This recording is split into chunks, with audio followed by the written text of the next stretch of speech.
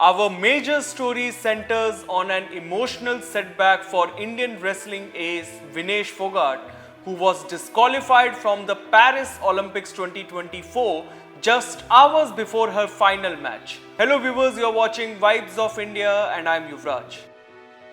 Vinesh Fogart, who made history as the first female wrestler from India to reach an Olympic final, was disqualified from the women's 50 kg freestyle event due to being overweight by just 100 grams at the weigh-in. Despite her impressive journey to the final, including a notable victory over reigning Olympic champion Yui Suzaki of Japan, Fogart's Olympic dream was cut short.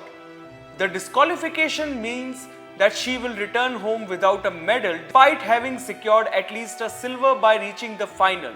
Her coach said she was found overweight by 100 grams this morning.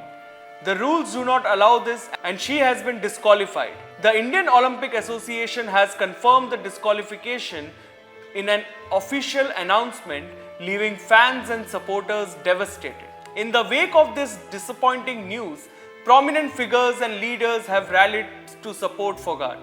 Prime Minister Narendra Modi, leader of opposition in Lok Sabha Rahul Gandhi, and other key leaders including President Draupadi Murmu, Samajwadi Party MP Akhilesh Yadav and Mallikarjun Kharge have offered words of encouragement and solidarity. Listen to Union Sports Minister Mansukh Mandaviya's remark on the disqualification matter in Parliament today.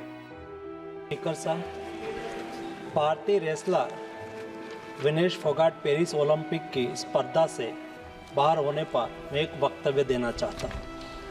भारतीय wrestler Vinesh Phogat को तय category में ज़्यादा वजन 100 ग्राम होने की वजह से पेरिस ओलंपिक से बाहर होना पड़ा है। विनेश 50 केजी की कैटेगरी में खेल रही थी। स्पर्धा के लिए विनेश का वजन 50 किलोग्राम होना अनिवार्य था। UWW के नियमों और विनियमों के अनुसार सभी प्रतियोगिताओं के लिए संबंधित श्रेणी के लिए प्रत्येक सुबह वजन माप का आयोजन किया जाता है।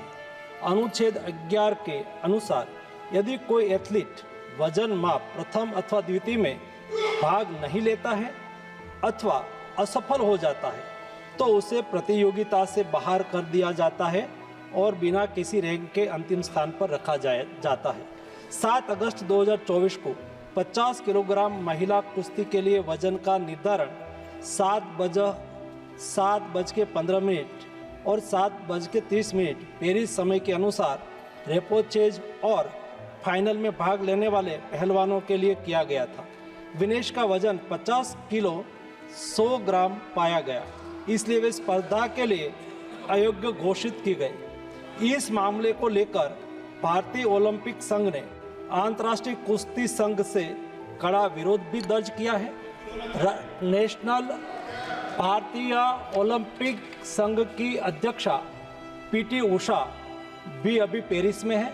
प्रधानमंत्री जी ने स्वयं उसके साथ बातचीत करके उचित कार्यवाही करने के लिए, उचित एक्शन लेने के लिए भी उसको कहा गया है। विनेश मंगलवार 6 अगस्त को 3 मुकाबले जीतकर 50 केजी रेसलिंग ओलंपिक में फाइनल में पहुंचने वाली पहली भारतीय महिला रेसलर बनी थी। सेमीफाइनल में उन्होंने क्यूबा की पहलवान गुजमान लोपेजी को, क्वार्टर फाइनल में यूक्रेन की ओक्साना लिवाच और प्री क्वार्टर फाइनल में वर्ल्ड चैंपियन जापान की यूई सुसाकी को 3-2 से मात दी थी। उन्हें बुधवार 7 अगस्त की रात करीब 10 बजे गोल्ड मेडल के अमेरिकी रेसलर सारा एन हिल्डरब्रांड से मुकाबला करना था। जहां तक उनकी तैयारी हेतु सहायता का प्रश्न है, भारत सरकार ने विनेश फोगाट की उनकी आवश्यकता के अनुसार हर संभव सहायता प्रदान की है। उनके लिए पर्सनल स्टाफ भी नियुक्त किए गए हैं जो अपने क्षेत्र के विशेषज्ञ हैं। उनके साथ हंगरी के विख्यात कोच ओलेर अकोस और फिजियो अश्विनी पाटिल हमेशा रहते हैं। इनको ओलंपिक के लिए इनके अतिरिक्त व्यक्तिगत सहायक स्टाफ जैसे विभिन्न sparring partners, strength of conditioning विशेषज्ञ के लिए वित्तीय सहायता प्रदान की गई, जिसका विवरण इस प्रकार है।